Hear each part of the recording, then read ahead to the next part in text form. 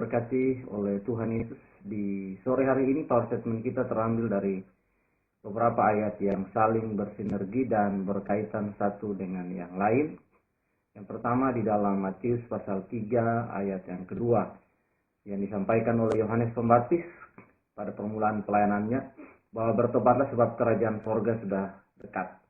Dan yang kemudian yang disampaikan oleh Tuhan Yesus, bahwa waktu itu Tuhan Yesus memberitakan bertobatlah sebab kerajaan surga sudah dekat di dalam Matius pasal yang keempat ayat yang ke-17.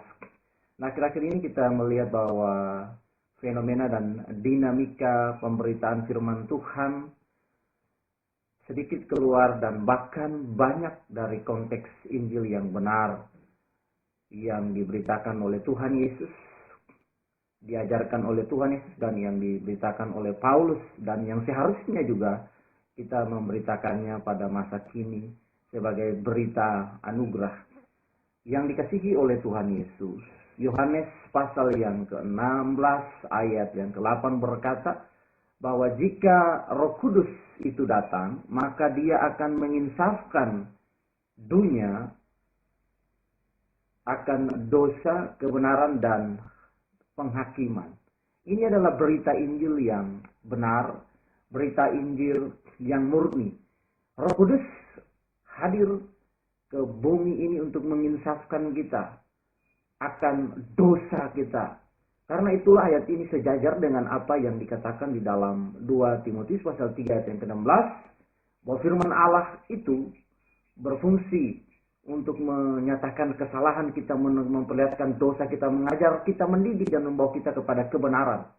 Tidak ada Injil memberitakan untuk kenyamanan, untuk prosperity, untuk comfort zone, menikmati kesenangan dunia, hidup dalam hedonisme, orang tetap pergi ke gereja tapi dia menikmati hidup dan lain sebagainya. Itu bukan Injil. Injil selalu berkaitan dengan proses sesuai dengan rencana dan rancangan Allah, yaitu mengembalikan. Keselamatan adalah mengembalikan Allah, usaha Allah dan upaya Allah mengembalikan manusia kepada rancangannya yang semula. Karena itu percaya kepada Kristus artinya mempercayakan diri kita kepada yang dipercayai. Jadi keselamatan, percaya itu bukan sebuah konsep, dan pertobatan bukan sebuah konsep persetujuan pikiran. Tapi bagaimana orang mengalami perjumpaan dengan Allah. Inilah yang Injil ajarkan. Nah, beberapa akhir ini penyimpangan-penyimpangan terjadi oleh para pembicara yang besar, yang sering tampil di TV dan lain sebagainya. Mereka menyeronkan kebenaran ini. Injil selalu berbicara dan Roh Kudus selalu berbicara. Dia datang dengan satu tujuan utama adalah supaya menginsafkan orang akan dosa. Roma 3:23 bahwa manusia telah kehilangan kemuliaan Allah. Ini yang ingin dikembalikan Allah. Yaitu bahwa mengembalikan manusia kepada rancangan semula Allah supaya mereka dapat bersekutu dengan dia. Menjadi serupa dengan dia. To be likeness Christ, to be likeness Him.